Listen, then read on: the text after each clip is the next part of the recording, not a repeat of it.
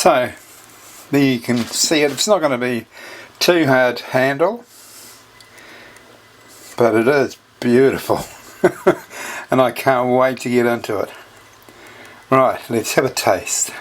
It's time for tasting. Oh my lord.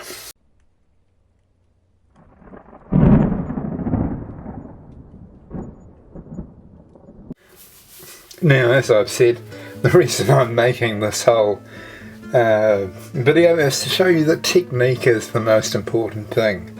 So we've got ordinary ingredients, so ground beef mince right down the middle. It's not the leanest, not the fattest. As ripe avocados I could find, a tomato that has been at room temperature for about an hour, cheese, a burger sauce, this sort of burger sauce you can get anywhere, brioche buns and baby spinach leaves. We're going to start with these burger buns and this cheese. Right, so here's our bun. This is a brioche bun and gives a lovely flavour to the burger. And also, I've found stops things from squirting out the side. It likes to keep ingredients in rather than squirting it out. So I'm going to take a piece of Edam cheese. We're going to put this on the top half of the bun. Bottom half is going here. This is going into the oven, and we'll have it on fan grill for about 5 minutes at 120 degrees. And that'll be enough to toast the top of this side and melt the cheese in the top of this bun.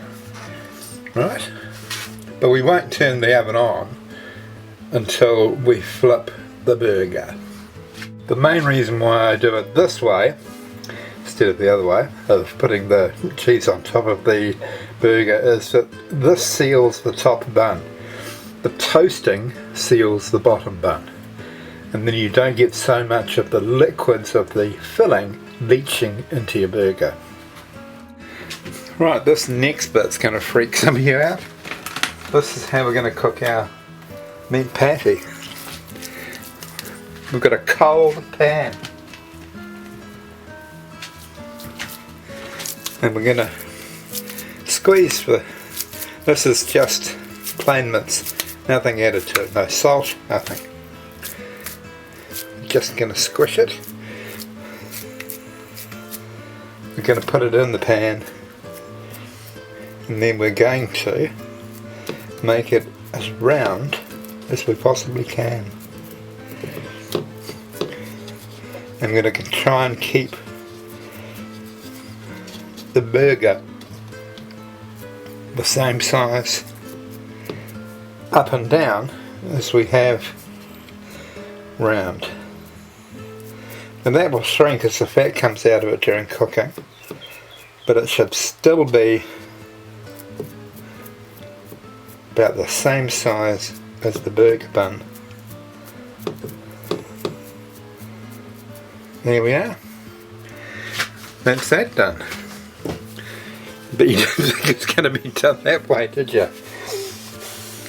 Right. The reason why I do it this way is because I get a burger patty that's exactly perfect. It's exactly perfect in terms of how round it is, perfectly round, and how high it is, the same height all over. So that's all there is to that one though. So the only thing I've really got left to do now is to chop my spinach, baby spinach leaves, slice my avocado, and slice my tomato. So let's start with the spinach leaves. While we're doing all this, I'm going to turn my element on to the pan and start cooking that burger. It'll take a while because this is not a gas stove. Right, it's on now, It will probably take about 8 minutes to get to full speed, but that'll give us enough time to do the baby spinach leaves, the avocado and the tomato. So we'll start with the spinach. There's no special technique here, there's no special spinach. I use the baby leaves because they've got more flavour.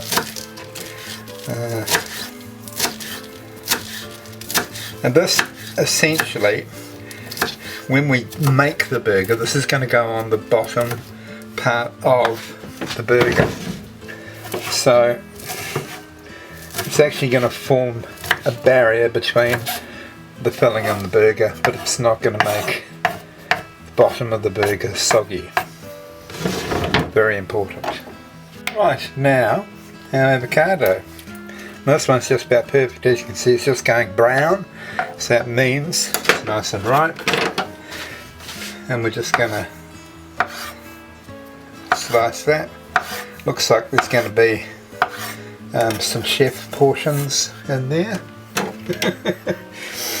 Now, this is a very ripe tomato. And what I normally do in this instance is I put a plate down and then I'll cut the tomato.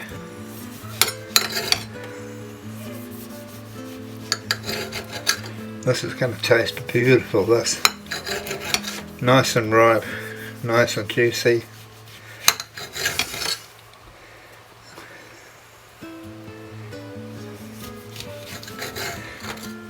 Right.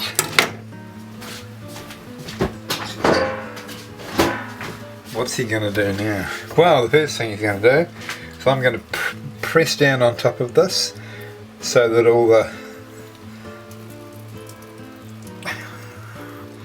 clear juice from the tomato runs out of it.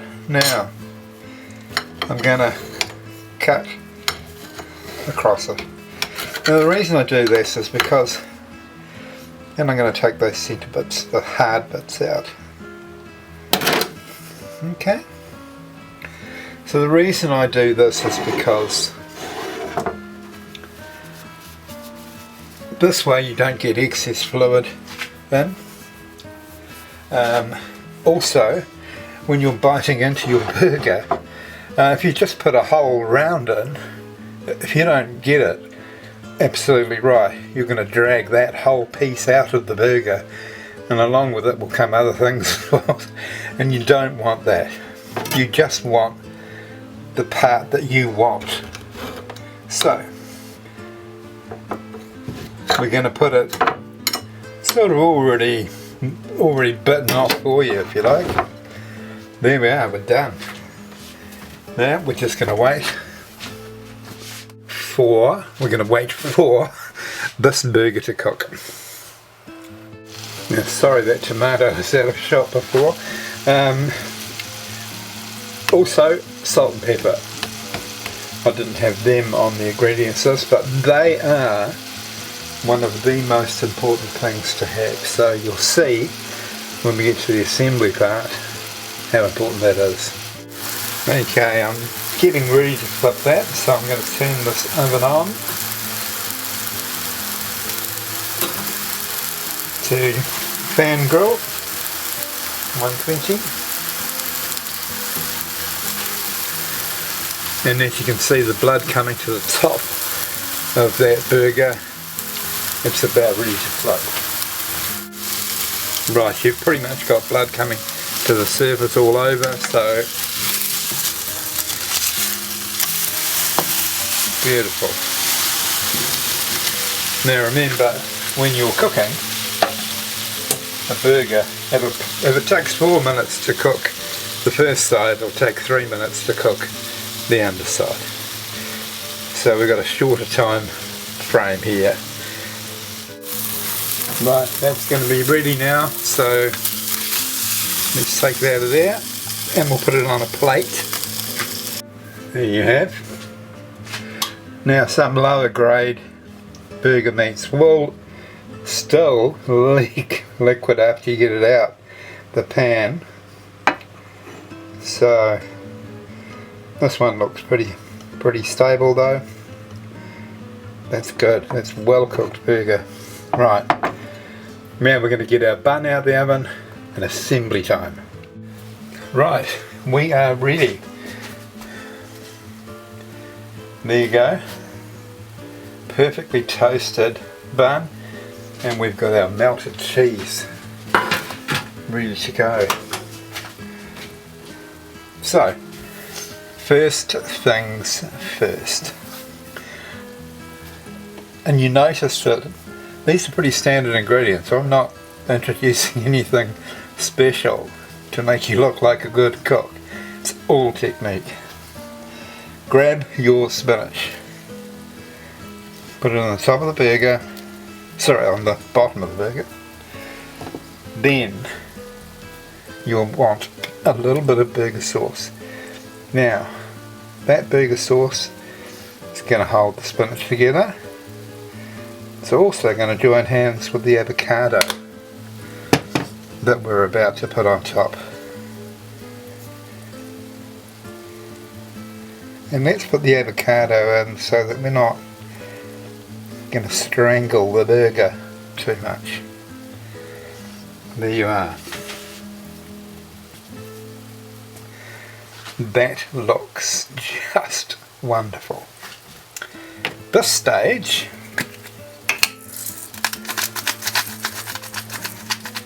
a little bit of salt, a little bit of pepper, and when you're eating your burger you're going to thank me so much for that. Right, then on with our patty. Beautiful, just perfect. It's a little bit big, but no complaints so far. Let's get our tomato. Now the good thing about this tomato is that it's going to join with the melted cheese and not the bun and make it all soggy.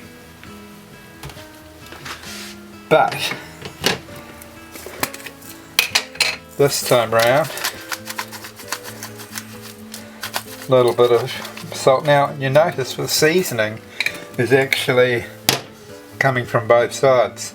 The top of the seasoning on the bottom layers is seasoning the underside of the burger patty, and I am now seasoning the top side of the burger patty.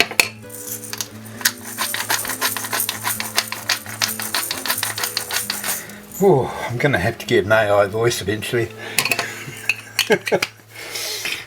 There we have it. Let's get rid of this dirty plate.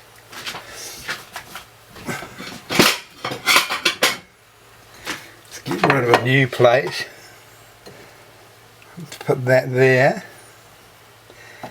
And let's put a lid on our burger. I'm going to bring the camera down and take some shots so you can see this a lot better.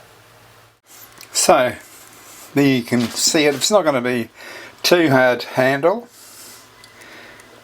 but it is beautiful. And I can't wait to get into it. Right, let's have a taste. Okay, it's time for tasting. Look at that. No drips. Perfect. Oh.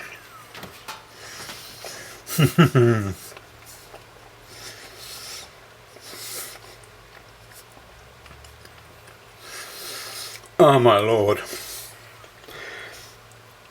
You're gonna so love this. Right, that's the end of my cooking video. Really, I hope you give it a go. It's basically using the same ingredients that you always use and just do it a little bit differently, and you'll find the difference is amazing. Okay, thank you very much for watching, and I'll catch you on my next video.